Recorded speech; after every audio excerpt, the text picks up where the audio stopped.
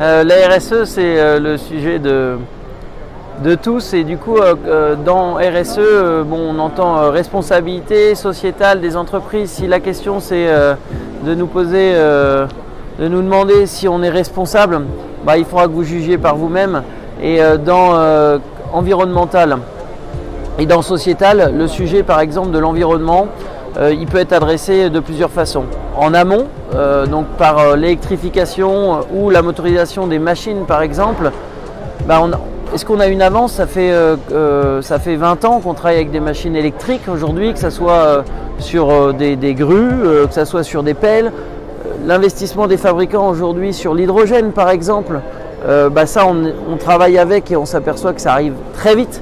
Et du coup sur l'environnement, les machines, elles sont responsables puisqu'il y a une transformation qui est en train de se faire, donc électrique, hydrogène par exemple.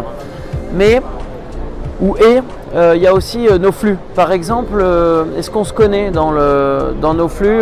Est-ce que vraiment on a appris à conduire correctement? Est-ce qu'on a appris à consommer correctement? Et là on a du boulot.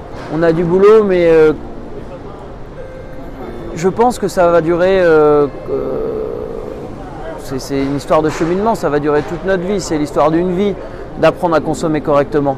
Donc oui, on investit concrètement sur la formation des collaborateurs, on appelle ça l'éco-conduite, mais on investit aussi sur l'apprentissage de savoir ramasser un papier entre le parking et le chantier par exemple. Donc ça peut être des choses très basiques comme un peu plus complexes.